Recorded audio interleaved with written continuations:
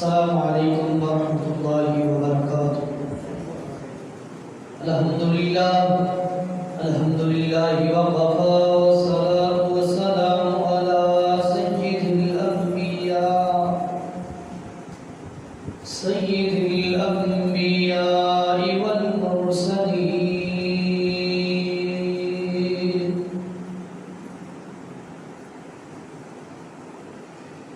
خصوصاً علی سید الرسل وخاتم الانبیاء، اللہم صلی علی محمد وعلی آل محمد کما صلیت علی ابراہیم وعلی آل ابراہیم انک حمید مجید، اللہم بارک علی محمد وعلی آل محمد کما بارکت علی ابراہیم وعلی آل ابراہیم انک حمید مجید، المبعوث إلى الأسود والأحمر لتتميم مكارم الأخلاق، لا يخلق نبي ولا رسول بعده ولا أمة بعد أمته ولا شريعة بعد الشريعة ولا كتاب بعد كتابه، أما بعد فأعوذ بالله من الشيطان الرجيم، بسم الله الرحمن الرحيم، قال النبي صلى الله عليه وسلم من وصل صفا وصله الله، من قطع صفا قطعه الله، أو كما قال النبي صلى الله عليه وسلم۔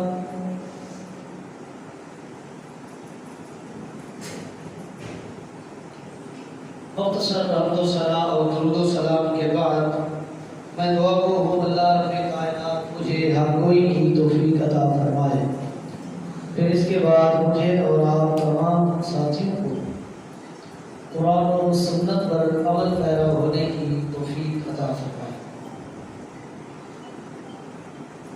گزشتہ سے پیوستہ جمعہ نیت کے حوالہ سے چند گزارشات اور معروضات آپ کی سماعت کے حوالے کیے تھے۔ آج کے اس خطبہ جمعہ میں صف بندی کے حوالہ سے چند معروضات آپ کے گوش گزار کرنا چاہتا ہوں۔ اللہ رب کائنات حق سچ بیان کرنے کی توفیق عطا فرمائے، پھر اس کے بعد مجھے اور تمام ساتھیوں کو قرآن و سنت پر عمل پیرا ہونے کی توفیق عطا فرمائے۔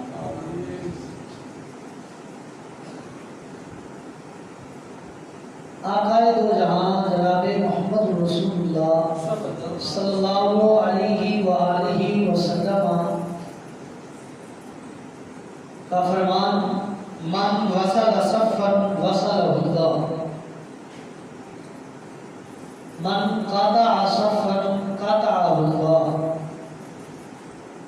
جس شخص نے صف کو ملایا اللہ رب کائنات ان کے دلوں کو ملا دے گا، یا دوسرا معنی جس شخص نے صفوں کو ملایا اللہ رب کائنات اسے ملا دے گا۔ من قطع صفا قطع اللہ، جس نے صف کو توڑا، صف بندی صحیح طریقے نہ کی، قطع اللہ، اللہ رب کائنات ایسے شخص کو توڑ دے گا۔ اسی طرح نبی اکرم جناب محمد رسول اللہ صلی اللہ علیہ وسلم کا فرمان، لا تختلفوا، ایک دوسرے میں کے ساتھ صف بندی میں اختلاف نہ کرو۔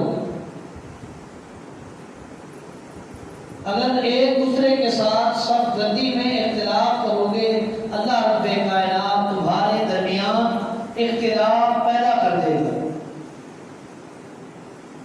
تمہارے دلوں میں اختلاف پیدا ہو جائے گا، تمہارے دلوں کے اندر قدورتیں، نفرتیں، بغض اور اناد جیسی بیماریاں اگنا شروع ہو جائیں گی، اور آپ کو پتہ ہی نہیں چلے گا کہ اس کی بیس اور بنیاد کیا ہے۔ بیس اور بنیاد اور اس کی بیسک ریزن جو ہے وہ صف بندی صحیح طریقے سے نہ کرنا ہے۔ امام الانبیاء جناب محمد رسول اللہ صلی اللہ علیہ وسلم کی سیرت طیبہ کا اگر مطالعہ کیا جائے تو آپ کی سیرت پاک سے یہ الفاظ بھی ملتے ہیں، سووا صفوفکم، اپنی صفوں کو برابر کرو، اپنی صفوں کو برابر کرو، اپنی صفوں کو ملاؤ۔ وَإِنَّ تَسْوِيَةَ الصُّفُوفِ مِنْ إِقَامَةِ الصَّلَاةِ، صفوں کا برابر کرنا، صفوں کا ملانا، صف بندی سنت مطہرہ کے مطابق کرنا، من اقامت الصلاۃ، اس طرح ہے کہ جیسے کسی شخص نے نماز قائم کی ہے،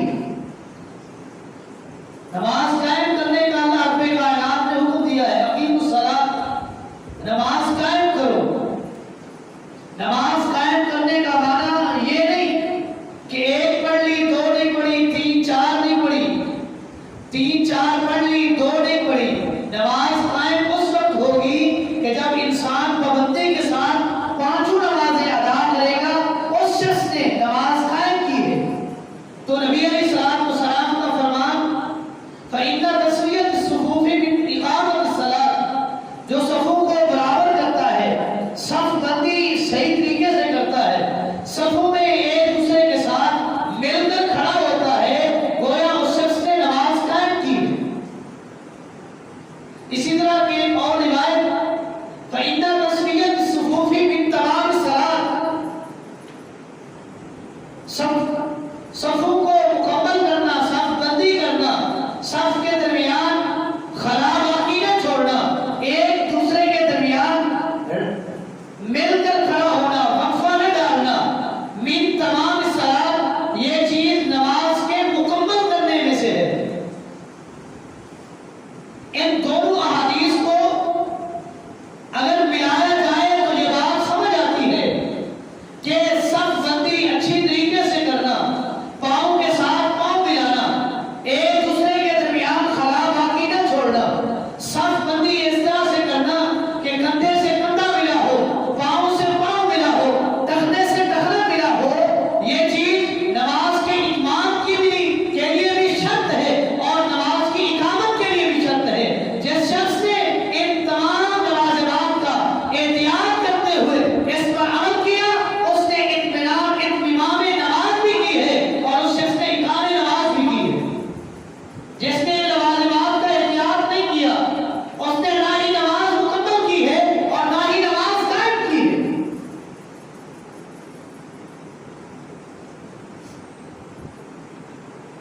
سیدنا نعمان بن بشیر رضی اللہ تعالیٰ عنہ کی روایت صحیح مسلم کے اندر کہ امام الانبیاء جناب محمد رسول اللہ صلی اللہ علیہ وسلم ہماری صفیں کھڑی کرایا کرتے تھے، صفیں بنایا کرتے تھے، اور اس قدر آپ اہتمام کے ساتھ ہماری صفیں بنایا کرتے کہ اس وقت تک نماز شروع نہیں کرتے جب تک ہماری صفیں قائم نہ ہو جاتی، صف بندی مکمل نہ ہو جاتی۔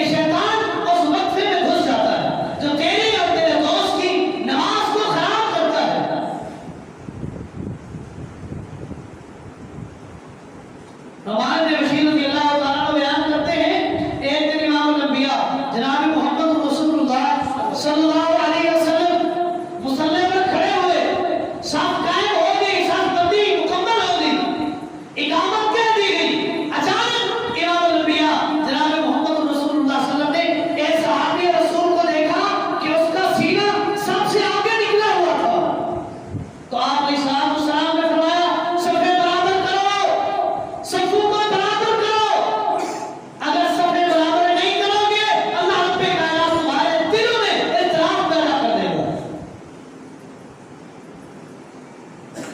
صف کی برابری، صف بندی، صف قائم کرنا، پاؤں کے ساتھ پاؤں ملانا، کندھے کے ساتھ کندھا ملانا، ٹخنے کے ساتھ ٹخنا ملانا، یہ نبی علیہ السلام کی سنت ہے، اور ایسی سنت کہ جس شخص نے بھی اعتراض کیا ہے اس نے محمد رسول اللہ صلی اللہ علیہ وسلم کی شریعت پر اعتراض کیا ہے۔ سنت موقع ہے، اس وقت تک آپ نماز قائم نہیں کرتے جب تک صفے قائم اور صف بندی مکمل نہ ہو۔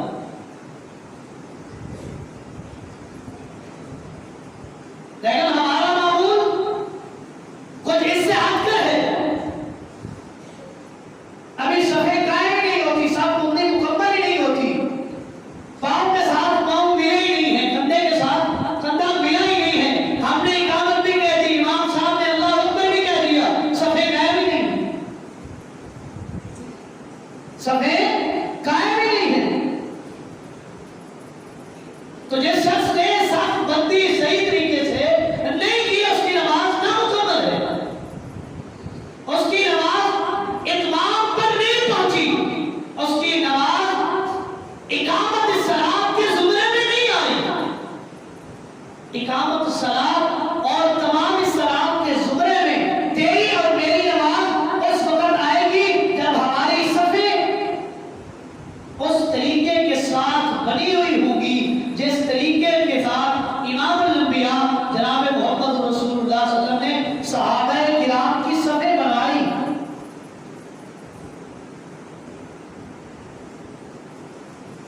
جب صف بندی کا، پاؤں کے ساتھ پاؤں ملانے کا، ٹخنے کے ساتھ ٹخنے ملانے کا، کندھے کے ساتھ کندھا ملانے کا بتایا جائے، اعتراض کرتے ہیں، مفت کا اعتراض، یہ جی پاؤں کے ساتھ پاؤں کیسے ملائیں؟ ایک شخص ہے اس کا پاؤں چھوٹا ہے، ایک کا بڑا ہے، کیسے ملائیں گے؟ ایک کا قد چھوٹا ہے، ایک کا لمبا قد ہے، ان کے کندھے کے ساتھ کندھا کیسے ملے گا؟ پاؤں چھوٹا ہے، ٹخنے کے ساتھ ٹخنا کیسے ملے گا؟ ایک شخص موٹا ہے اور ایک نحیف قسم کا ہے، کمزور ہے، تو وہ آپس میں کس طرح صف قائم کریں گے؟ لہذا صفوں کے درمیان خلا رہنا چاہیے، کوئی مسئلہ نہیں ہے۔ بڑے بڑے علماء نے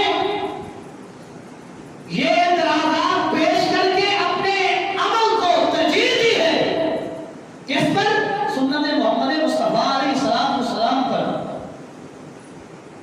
اس کا سادہ سا حل، سادہ سا حل، پاؤں چھوٹا ہے کیا ہے؟ کسی کا پاؤں لمبا ہے تو کیا ہے؟ یہ تو نہیں کہا کہ پاؤں جہاں سے شروع ہوتا ہے وہاں سے بھی برابر ہو اور آخر میں بھی برابر ہو، یہ کہیں ذکر ہے؟ حدیث میں جو بات ذکر کی گئی ہے وہ ہے ٹخنے کے ساتھ ٹخنا ملانا، اور چاہے کسی کا چھوٹا پاؤں ہے یا چاہے کسی کا بڑا پاؤں ہے، ٹخنا تو ہے اس کا۔ یہ تو نہیں کہ جس کا لمبا پاؤں ہے اور اس کا ٹخنا نہیں ہے، یا اس کا ٹخنا ہے اور اس شخص کا ٹخنا نہیں جس کے پاؤں چھوٹے ہیں۔ ٹخنا تو ہر ایک کا ہے، چاہے وہ بالکل چھوٹے پاؤں والا ہے یا لمبے پاؤں والا ہے، ٹخنے کے ساتھ ٹخنا ملانا ہے تو یہ بیچ کا جو حصہ ہے، جو ابتدائی پیچھے والا جہاں سے ٹخنا ہوتا ہے وہ ٹخنے کے ساتھ ٹخنا ملائے۔ یہ تو نہیں ہے کہ انگلیوں کے ساتھ انگلیاں بھی ملانی ہے، یہ ہوتا تو پھر اعتراض بنتا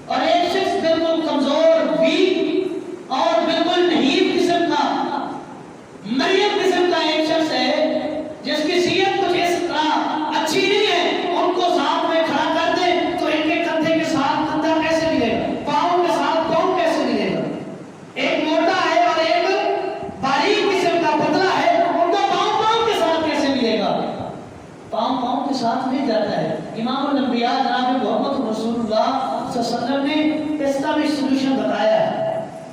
آپ کی شریعت یونیورسل شریعت ہے, آفاقی شریعت ہے, عالمگیری شریعت ہے, جو اس وقت سے لے کر آج تک اور آج سے لے کر قیامت تک کے لیے پوری انسانیت کے لیے رہنمائی ہے. تو آپ علیہ السلام نے حکم صادر فرمایا ہے کہ ہر شخص اپنی جسامت کی بقدر پاؤں کھولے, اپنی جسامت جس طرح اس کا جسم ہے موٹا ہے تو اپنے جسم کے برابر پاؤں کھولے, اور ایک شخص کمزور ہے اپنے جسم کے برابر پاؤں کھولے تو پاؤں کے ساتھ پاؤں مل جائے گا, کندھے کے ساتھ کندھا مل جائے گا. جب جسامت کا لحاظ رکھتے ہوئے پاؤں کھولیں گے, پاؤں پاؤں کے ساتھ مل جائے گا, ٹخنا ٹخنے کے ساتھ مل جائے گا, کندھا کندھے کے ساتھ مل جائے گا. یہ مانا نہیں کہ ایک شخص کا اچھا خاصا لمبا قد ہے اور ایک چھوٹے قد کا ہے تو اس کا کندھا اس کے برابر کیسے پہنچے گا. اس کا قد چھوٹا ہے اور اس کا بڑا ہے, اس کا کندھا اوپر اس کا نیچے ملے گا کیسے. یہ کندھے کے ساتھ کندھے ملانے کا جو الفاظ ہے یہ اس چیز پر وارد ہوتا ہے کہ درمیان میں بالکل وقفہ ہی نہ ہو, جسم کے ساتھ جسم ملا ہو. امام الانبیاء جناب محمد رسول اللہ صلی اللہ علیہ وسلم نے فرمایا رصوا صفوفکم وانی ارا من وراء ظہری, اپنی صفوں کو درست کرو, برابر کرو, پاؤں کے ساتھ پاؤں ملاؤ, کندھے کے ساتھ کندھا ملاؤ, ٹخنے کے ساتھ ٹخنا ملاؤ. وانی ارا من وراء ظہری, میں اپنی پیٹھ کے پیچھے تمہیں دیکھتا ہوں تمہاری صفیں کس قدر درست ہے. یہ اللہ رب کائنات نے امام الانبیاء جناب محمد رسول اللہ صلی اللہ علیہ وسلم کو معجزہ عطا کیا ہے. ہر شخص اپنے کندھے کے پیچھے نہیں دیکھ سکتا. اللہ رب کائنات نے امام الانبیاء کو دکھایا تو اس میں کوئی اعتراض نہیں ہو سکتا, اور آپ نے بیان کیا کہ صفیں برابر کرو جس طرح میں نے آپ کو صفیں برابر کرنے کا حکم دیا ہے. کیوں؟ میں اپنی پیٹھ کے پیچھے تمہیں دیکھتا ہوں تمہاری صفیں کیسی ہوتی ہیں.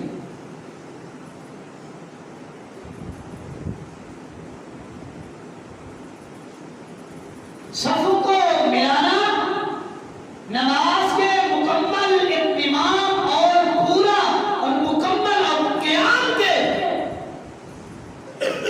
بالکل مطابق ہے. اگر جس شخص کی صف میں تیل بن آ گیا, وقفہ آ گیا, خلا آ گیا, اس خلا میں شیطان گھس جاتا ہے, جس خلا کے کرنے سے امام الانبیاء نے منع کیا ہے. ایک تو شیطان اس میں گھسے گا, اور دوسرا اس پر جو حرج آئے گا وہ حرج سنت محمد مصطفیٰ علیہ السلام کی مخالفت ہے. لہذا نماز پڑھتے رہیں لیکن صف اس طرح اس کی صف بندی نہ کی جائے جس طرح محمد رسول اللہ صلی اللہ علیہ وسلم نے صف بندی کر کے دکھائی. تو ہماری نماز کا اجر میں اور آپ خود کنسیڈر کر لیں کہ جس نماز میں مخالفت سنت محمد مصطفیٰ موجود ہو اس عمل پر اجر مل سکتا ہے یا نہیں. میں اور آپ خود فیصلہ کریں, ڈیسائیڈ کریں.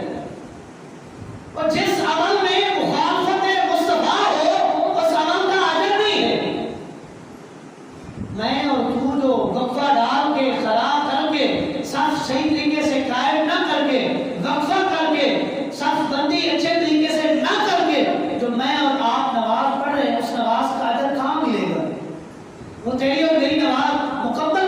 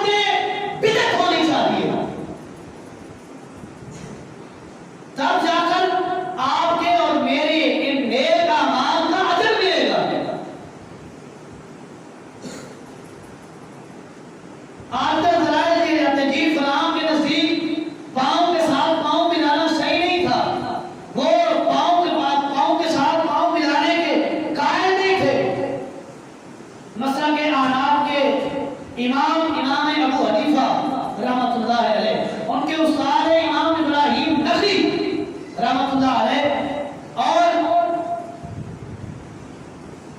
اسی طرح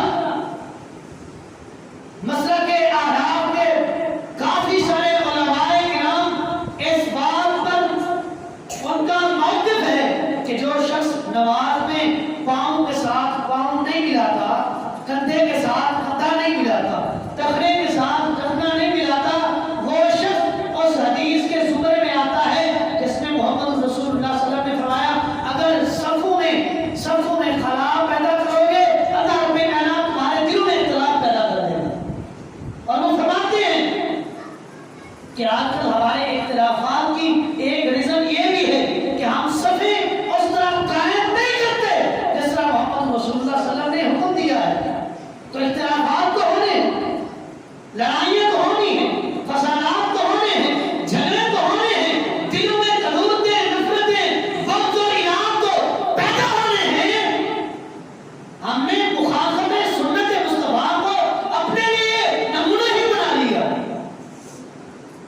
بتائیں تب بھی عمل نہیں پتا تو ایک طرف بتا دیں پھر بھی عمل نہیں کرتے۔ جی ہم نہیں کرتے، ہمارے مسلک کے علماء نے اس بات پر عمل کرنے سے منع کیا، اور تمہارے مسلک کے علماء کا کیا مقام ہے، کیا حیثیت ہے؟ ان کی حیثیت مٹی کے برابر بھی نہیں۔ جب محمد رسول اللہ صلی اللہ علیہ وسلم کی حدیث آ جائے، آپ کی سنت آ جائے، علماء کا فتویٰ بھی ایک طرف، علماء کی رائے بھی ایک طرف، اور علماء کی فکر بھی ایک طرف ہے، حدیث مصطفیٰ پر عمل کرنا میرے لیے اور آپ کے لیے فرض اور ضروری ہے۔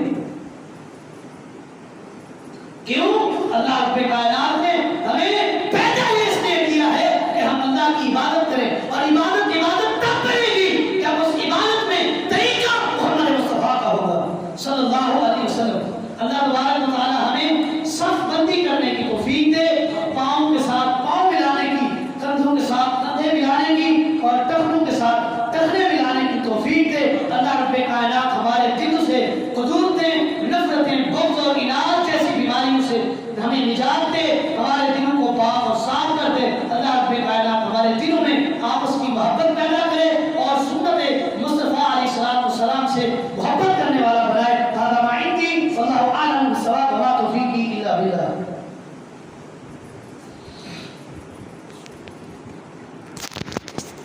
الحمدللہ